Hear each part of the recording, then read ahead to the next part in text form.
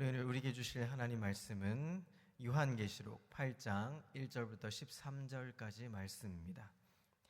요한계시록 8장 1절부터 13절까지 말씀입니다. 1절부터 12절 제가 읽고 마지막 13절은 합독하겠습니다. 일곱째 인을 떼실 때에 하늘이 반 시간쯤 고요하더니 내가 보매 하나님 앞에 일곱 천사가 서 있어 일곱 나팔을 받았더라. 또 다른 천사가 와서 제단 곁에 서서 금 향로를 가지고 많은 향을 받았으니 이는 모든 성도의 기도와 합하여 보좌 앞 금 제단에 드리고자 함이라. 향연이 성도의 기도와 함께 천사의 손으로부터 하나님 앞으로 올라가는지라.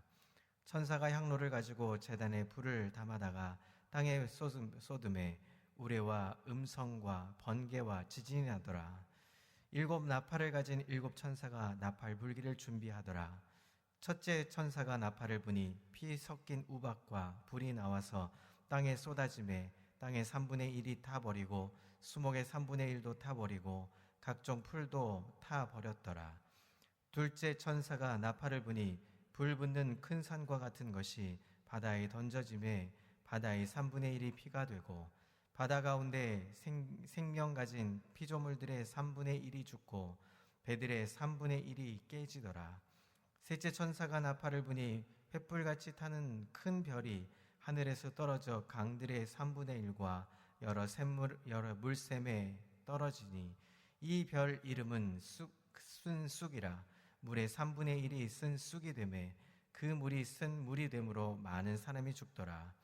넷째 천사가 나팔을 부니 해 3분의 1과 달 3분의 1과 별들의 3분의 1이 타격을 받아 그 3분의 1이 어두워지니 낮 3분의 1은 비추임이 없고 밤도 그러하더라. 함께 읽습니다.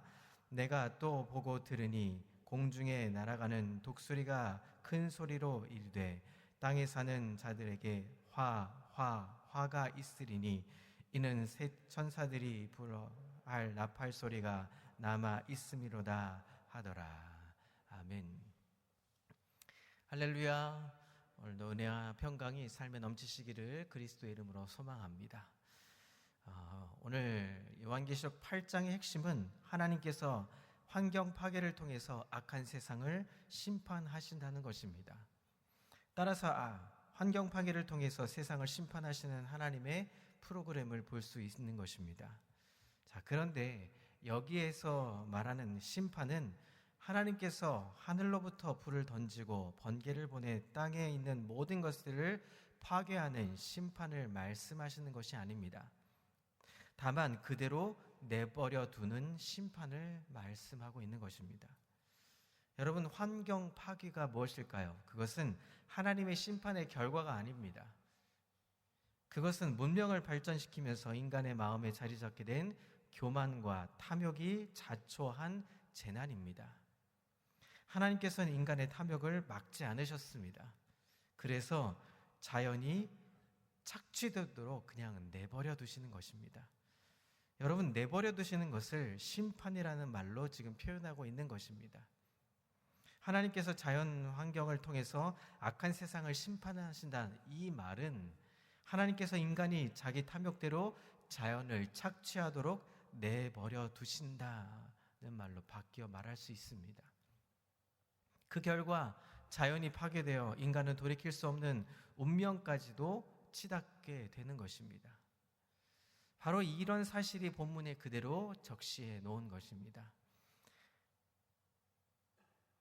먼저 첫째 나팔을 불었습니다. 나팔을 분다 하는 말은 실제로 천사가 공중에서 나팔을 부는 것이 아닙니다. 하나님의 심판을 선언한다는 상징적인 의미가 담겨져 있습니다. 하나님께서 이 세상을 심판하시기 시작했습니다. 자, 7절을 보시죠. 피 섞인 우박과 불이 나서 땅에 쏟아짐에 땅의 3분의 1이 타버렸다라고 말씀합니다. 그러자 모든 풀과 수목이 불에 탄다는 것입니다. 여기에서 피 섞인 우박과 불이라는 이것은 땅을 오염시키고 파괴하는 오염원을 가리키는 상징적 표현입니다. 이에 대해서는 부연 설명할 필요가 없죠. 땅을 오염시키는 오염원에 대해서는 이미 우리가 누구나 알 수 있기 때문입니다. 오늘날 땅이 오염됨으로 인해서 기후변화가 심각해졌습니다. 아마존의 강에 울창한 숲풀이 불타버리고 아마존의 강들이 말라버리기 시작했습니다. 인도네시아에는 엄청난 열대림도 파괴되고 말았습니다. 뿐만 아니라 미국, 호주, 심지어 우리나라까지도 건조기가 되면 산불이 번번이 일으켜집니다. 사하라 사막 이남에서는 극심한 가뭄으로 인해서 온 산이 불타버립니다. 이와 같은 각종 공해로 인해서 자연이 계속해서 파괴되는 것을 오늘 본문이 지적하는 것입니다. 많은 학자들은 2100년쯤 되면 동북아 지역에 아열대 기후가 돼서 사막화가 된다고 말합니다. 아니 2100년 이전에 이미 우리는 지금 사막화되는 모습들을 종종 보게 되는 것이죠. 중국의 일부에 이어서 한반도뿐만 아니라 일본을 중심으로 해서 아열대 기후가 지금 발생하고 있습니다. 모든 주변들이 이제 사막화되어 가고 있죠. 이제 가뭄이 계속되어서 모든 것이 파괴된다는 것을 말씀해 주고 있습니다. 자, 이렇게 되면 온 사방이 불타버리게 되는 것입니다. 오늘 본문의 이야기는 절대 과장된 표현이 아닙니다. 8절과 9절은 두 번째 나팔 소리가 불어서 파괴되는 모습을 봅니다. 8절입니다. 둘째 천사가 나팔을 부니 불 붙는 큰 산과 같이 바다에 던져짐에 바다의 3분의 1이 피가 되고 바다 가운데 생명 가진 피조물들의 3분의 1이 죽고 배들의 3분의 1이 깨지더라. 여기서 불 붙는 큰 산과 같은 것은 바다를 오염시키는 오염원을 가리킵니다. 이것도 우리가 모든 것들을 다 알 수 있습니다. 오늘날 바다는 죽어가고 있습니다. 한반도 주변을 봐도 산호초가 석화되는 모습을 보죠. 깨끗해야 할 남아메리카 대륙의 해안까지 죽어가고 있습니다.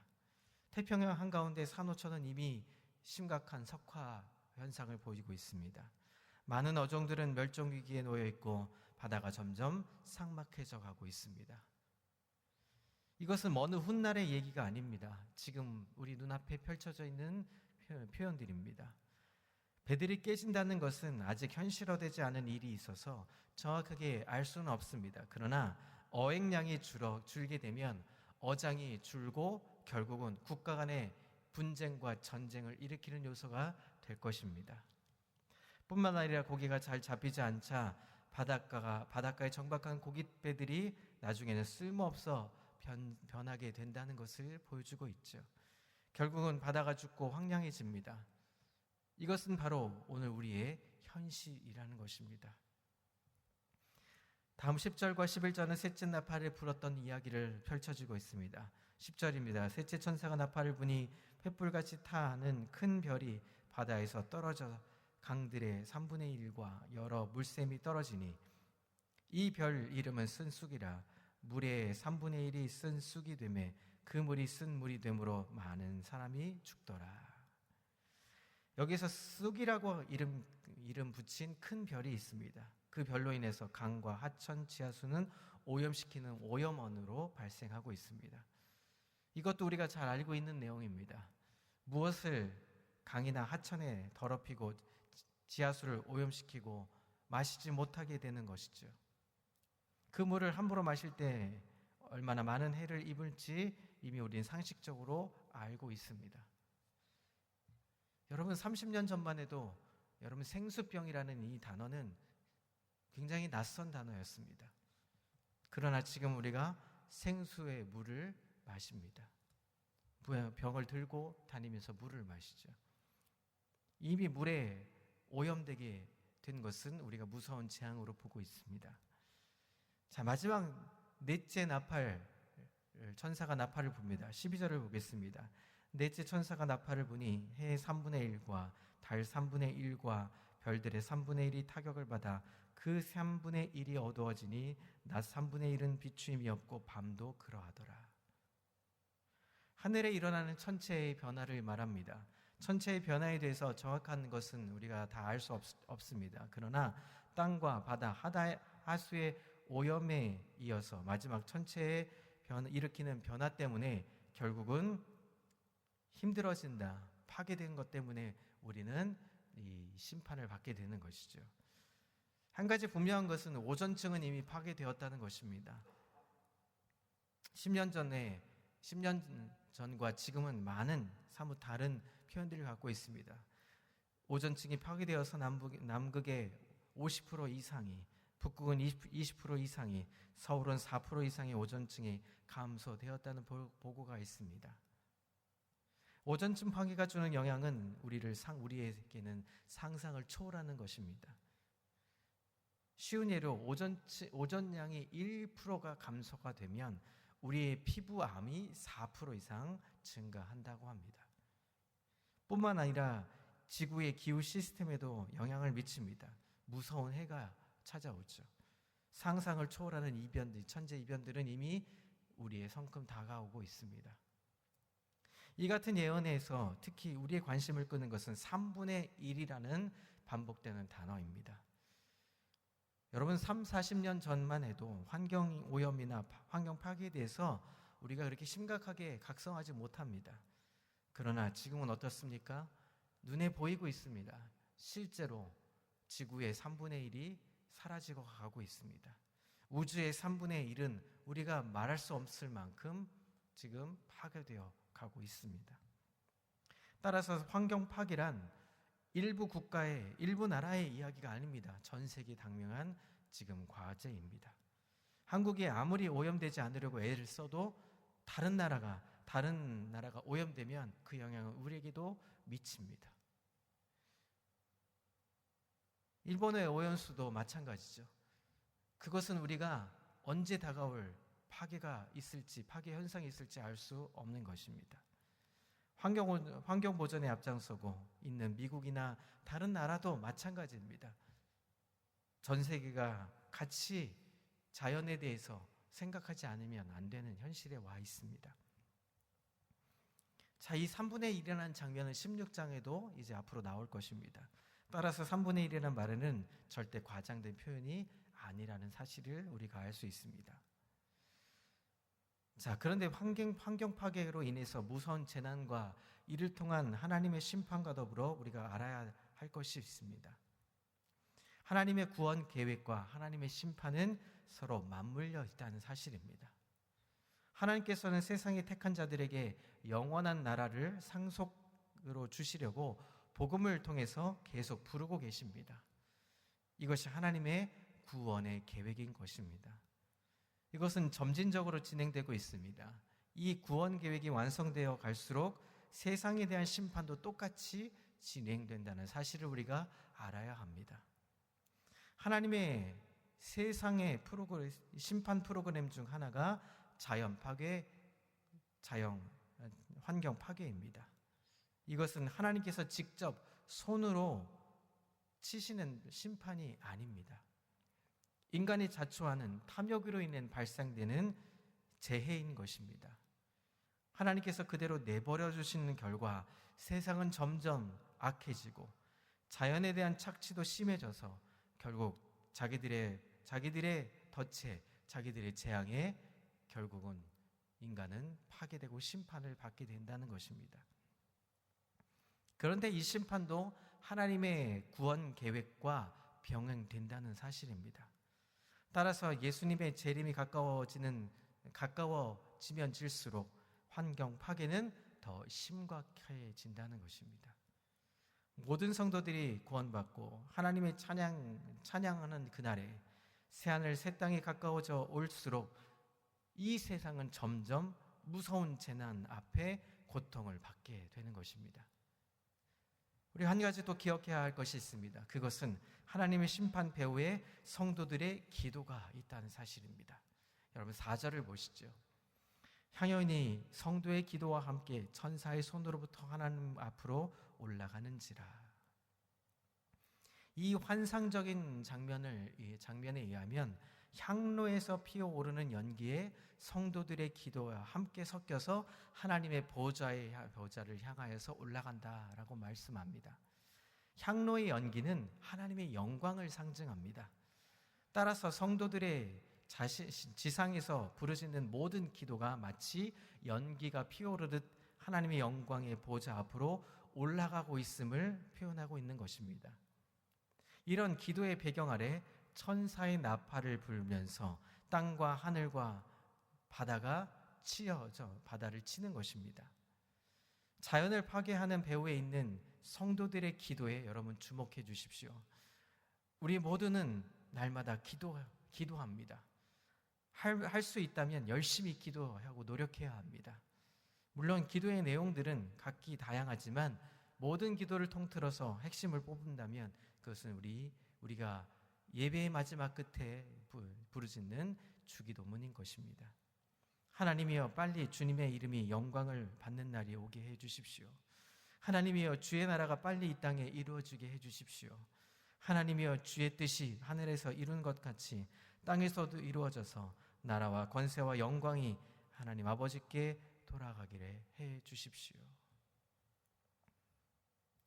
결론적으로는 하나님 나라의 나라가 빨리 이루어지게 해 주십시오라는 이 기도입니다.